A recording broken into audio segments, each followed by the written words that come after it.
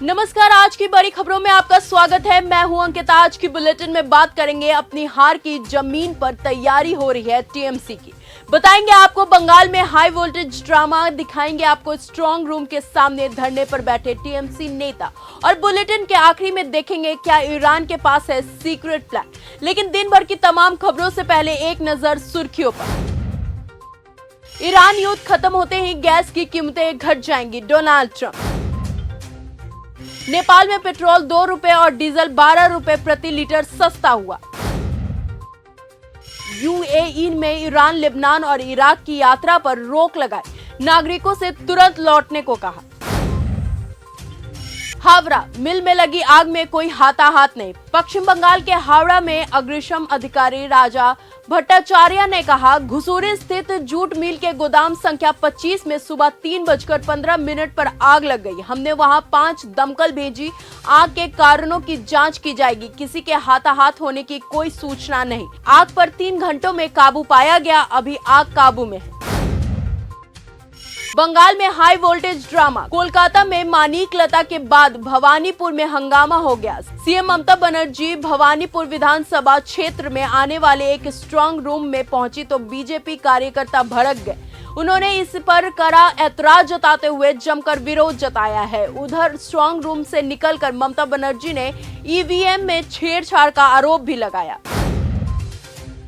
Delhi commercial cylinder की कीमतों में भारी बढ़ोतरी। दिल्ली में कमर्शियल सिलेंडर की कीमतों में भारी बढ़ोतरी की गई है। 19 किलोग्राम वाले इस सिलेंडर के दाम में 993 रुपए की बढ़ोतरी कर दी गई है। आज से सिलेंडर 3071.50 रुपए में मिलेगा। हालांकि घरेलू सिलेंडर की कीमतों में कोई बदलाव नहीं किया गया।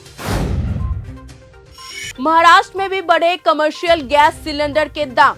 महाराष्ट्र में भी कमर्शियल सिलेंडर के दाम में भारी बढ़ोतरी की गई है। कमर्शियल सिलेंडर के दाम में 994 की बढ़ोतरी की गई है। महाराष्ट्र में अब कमर्शियल सिलेंडर की कीमत 3025 रुपए हो गई है।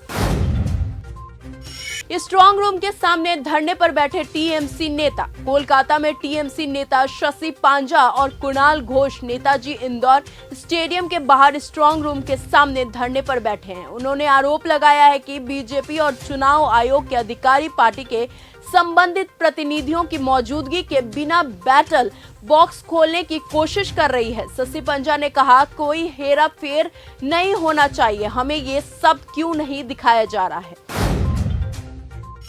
अपनी हार की जमीन तैयार करी है टीएमसी। बीजेपी कोलकाता बीजेपी नेता तपस राय ने कहा, हम स्ट्रांग रूम की देखभाल के लिए 2 लोगों को तैनात करेंगे। टीएमसी सिर्फ अफवाहें फैला रही है क्योंकि ये लोग अपनी हार की जमीन तैयार कर रहे हैं। टीएमसी उम्मीदवार परेश राम दास का बयान। दक्षिण 24 परगना जिले की कैनिंग पश्चिम सीट ने टीएमसी उम्मीदवार परेश राम दास ने कहा, 23 अप्रैल को हुए चुनाव के पहले चरण में टीएमसी 100 से ज्यादा सीटों पर, 29 तारीख को हुए चुनाव में हमारे पास 110 से ज्यादा सीटें हैं। बंगाल की जनता ने मोदी और अमित शाह को जोरदार झटका देने का फैसला कर लिया है। ये एग्जिट पोल है, एग्जैक्ट पोल नहीं। एआईएमआईएम एग्जिट पोल पर एआईएमआईएम के नेता वारिस पठान ने कहा कि ये एग्जिट पोल है, ना कि एग्जैक्ट पोल। हमने कुल 11 सीटों पर चुनाव लड़ा है। पोलिंग परसेंटेज 92% से ज्यादा था। नतीजों का इंतजार करना चाहिए। ईवीएम 4 मई को खुलेगी। नेपाल में जीप खाई में गिरने से 20 लोगों की मौत। नेपाल में बड़ा हादसा हुआ है। पुलिस ने बताया कि रोल्पा जिले में तीर्थ यात्रियों को ले जा रही एक जीप पहाड़ी सड़क से फिसलकर करीबन 700 मीटर गहरी खाई में गिर गई, जिससे 20 लोगों की मौके पर ही मौत हो गई।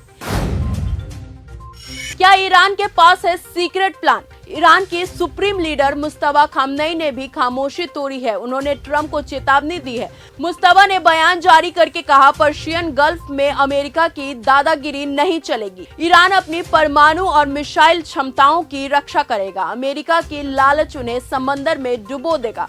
हॉर्मुज पर सिर्फ ईरान का नियंत्रण है और रहेगा। पश्चिम एशिया में अमेरिका के ना होने से ही शांति रहेगी। मुस्तफा के इस बयान में 2 बातें बहुत महत्वपूर्ण हैं। क्या इस साल पूरा होगा ट्रंप का नोबेल अवार्ड पाने का सपना? अमेरिकी राष्ट्रपति डोनाल्ड ट्रंप सालों से नोबेल पीस प्राइज पाने के लिए तरस रहे हैं। वो लगातार अपनी कूटनीतिक सफलताओं के बारे में डींगे हाँकते रहते हैं और दावा करते हैं कि इस अवार्ड के वो किसी भी दूसरे व्यक्ति से कहीं ज्यादा हकदार है। अब उनका ये लंबे समय से संजोया हुआ सपना आखिरकार सच होने के करीब पहुंचता दिख रहा है। न्यूज एजेंसी रॉयटर्स के मुताबिक डोनाल्ड ट्रंप के नोबेल प्राइज 2026 की लिस्ट में शामिल किए जाने की उम्मीद है, क्योंकि कंबोडिया, इजराइल और पाकिस्तान के नेताओं ने कहा कि उन्होंने ट्रंप को नॉमिनेट किया है और इसके पीछे उन्होंने संघर्षों को सुलझाने के प्रयास का हवाला भी दिया है। मुस्तफा खेमनेई ने खींच दी रेड लाइन। ईरान के supreme leader Syed Mustafa Khamenei Persian Gulf day के मौके पर एक बयान जारी किया है, जिससे अमेरिका के दबाव के आगे झुकने और परमाणु हॉर्मुज पर ईरान की शर्त से पीछे हटने से साफ मना कर दिया है। जंग में फिर से कूद सकता है अमेरिका। अमेरिका और ईरान के बीच 8 अप्रैल को हुआ सीज फायर अब टूट सकता है। सीज फायर के दरमियान दोनों ही देश किसी समझौते पर नहीं पहुंच पाए हैं। न अमेरिका अपनी शर्तों से पीछे हट रहा है और न ही ईरान, जिसके बाद मध्य पूर्व में एक बार फिर जंग की चिंगारी भड़क सकती है। सूत्रों से बताया कि अमेरिकी राष्ट्रपति डोनाल्ड ट्रंप को गुरुवार को CENTCOM commander admiral Brad Cooper से ईरान में संभावित मिलिट्री एक्शन के नए प्लान पर एक ब्रीफिंग मिलने वाली है। ईरान युद्ध पर अमेरिका क्यों बटा हुआ है? अमेरिका ईरान युद्ध पर अंदरूनी तौर पर बटा हुआ है। राष्ट्रपति ट्रंप इसे जरूरी मानते हैं और उपराष्ट्रपति वेंस इसके खिलाफ हैं और संसाधनों की बर्बादी पर चिंतित हैं। अमेरिकी जनता भी बटी हुई दिख रही है। रिपब्लिकन समर्थन में है और डेमोक्रेट्स का इसका विरोध कर रहे हैं।